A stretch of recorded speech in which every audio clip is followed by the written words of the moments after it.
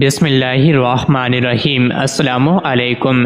روزانہ واقعات سننے کے لیے اس چینل کو سبسکرائب کریں۔ اسلم رضی اللہ عنہ فرماتے ہیں کہ میں نے حضرت عبداللہ بن ارقم رضی اللہ عنہ کو دیکھا کہ وہ حضرت عمر فاروق رضی اللہ عنہ کے پاس آئے اور کہا، اے امیر المومنین، ہمارے پاس زیوروں میں سے کچھ زیور آئے ہیں اور ان میں چاندی کا ایک برتن بھی ہے۔ اگر آپ کو کسی دن فرصت ہو تو انہیں آ کر دیکھ لیجئے گا اور اس کے بارے میں جو چاہیں ہمیں حکم دیجئے گا۔ حضرت عمر فاروق رضی اللہ عنہ نے فرمایا، جب تم مجھے فارغ دیکھو مجھے اطلاع دے دینا۔ چنانچہ ایک دن حضرت عبداللہ بن ارقم رضی اللہ عنہ آئے تو انہوں نے آپ کو فارغ دیکھا تو کہا کہ آج میں آپ کو فارغ دیکھ رہا ہوں۔ آپ رضی اللہ عنہ نے فرمایا کہ ہاں، تم میرے لیے چمڑے کا بستر بچھاؤ، میں آ رہا ہوں۔ اس کے بعد آپ بیت المال تشریف لے گئے اور مال کے پاس کھڑے ہو کر فرمایا کہ اللہ تعالیٰ نے سورہ آل عمران میں فرمایا ہے کہ اکثر لوگوں کو محبت دل پسند چیزوں سے ہوتی ہے، مثلاً عورتیں، بیٹے، سونے چاندی کے ڈھیر، نمبر لگے ہوئے گھوڑے، مویشی، زراعت، یہ سب چیزیں دنیاوی استعمال کی ہیں اور انجام کار کی خوبی اللہ کے پاس ہے۔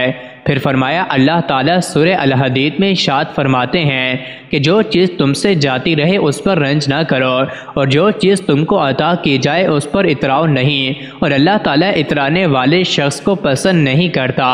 حضرت عمر رضی اللہ عنہ نے ان آیات کی تلاوت کے بعد فرمایا، الہی تو ہم کو ان لوگوں میں کر دے جو اسے حق میں خرچ کریں اور میں اس کی شرارت سے تیری پناہ چاہتا ہوں۔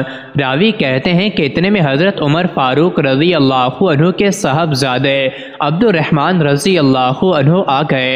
انہوں نے اپنے والد سے کہا کہ ایک انگوٹھی مجھے دے دیں۔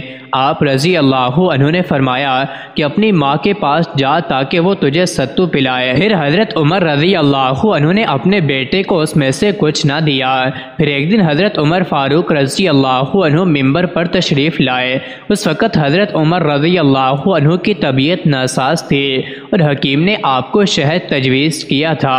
اس وقت بیت المال میں شہد موجود تھا۔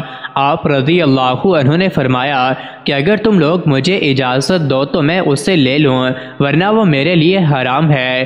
لوگوں نے آپ کو اجازت دے دی، جس کے بعد آپ رضی اللہ عنہ نے بیت المال سے شہد کو حاصل کیا۔ حضرت عبداللہ بن عباس رضی اللہ عنہ فرماتے ہیں کہ ایک باندی نے حضرت عمر رضی اللہ عنہ کی خدمت میں حاضر ہو کر شکایت کی کہ میرے آقا نے مجھ پر الزام لگایا اور مجھے آگ پر بٹھایا، یہاں تک کہ میرے سارے بال جل گئے۔ حضرت عمر رضی اللہ عنہ نے اس سے دریافت کیا کہ کیا تیرے آقا نے وہ عیب خود دیکھا جس کا اس نے الزام لگایا؟ اس باندی نے کہا نہیں۔ حضرت عمر رضی اللہ عنہ نے اس شخص کو طلب کیا اور اس شخص سے دریافت کیا کہ کیا تو نے اس عورت پہ وہ عیب دیکھا جس کا تو نے اس پر الزام لگایا؟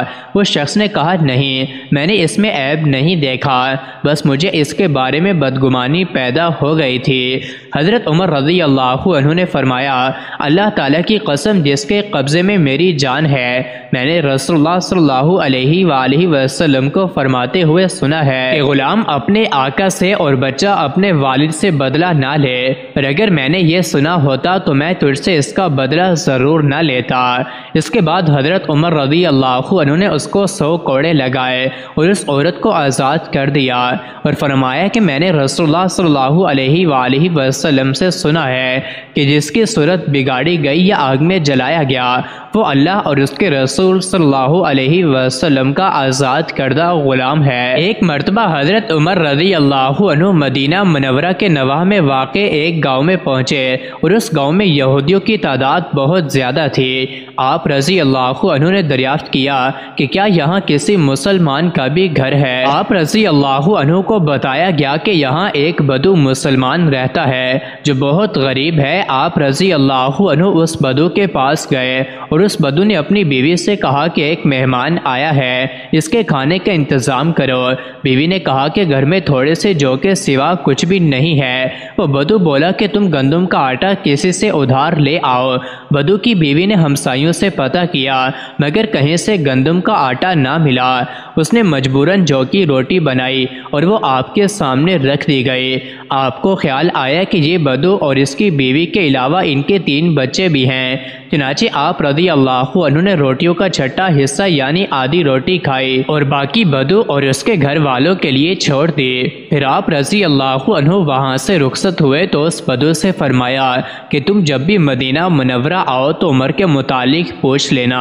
کچھ عرصے بعد وہ بدو اور اس کی بیوی مدینہ منورہ آئے اور حضرت عمر رضی اللہ عنہ کے متعلق دریافت کیا۔ جب وہ آپ سے ملے تو ان دنوں آپ تجارتی مال مدینہ منورہ پہنچا تھا۔ آپ نے وہ تمام مال اس بدو کو عطا کر دیا۔ پھر جب آپ حضور صلی اللہ علیہ وسلم کی خدمت میں حاضر ہوئے تو حضور صلی اللہ علیہ وسلم کو تمام واقعہ سنایا اور دریافت کیا، یا رسول اللہ صلی اللہ علیہ وآلہ وسلم، کیا میں نے ان کی میزبانی کا حق ادا کر دیا؟ حضور صلی اللہ علیہ وآلہ وسلم نے فرمایا، تم نے ان کی میزبانی کا حق ادا نہیں کیا اور وہ غریب تھے، مگر پھر بھی انہوں نے تمہاری مہمان نوازی کی اور ادھار لینے سے بھی شرم نہ کیا اور اپنی قوت سے بڑھ کر تمہاری خدمت کی، جبکہ تمہارے پاس مال موجود تھا، چنانچہ تمہارا مال انہیں عطا کرنا کوئی بڑی بات نہیں۔ مزید ایسے ہی ویڈیوز کے لیے چینل کو ضرور سبسکرائب کریں۔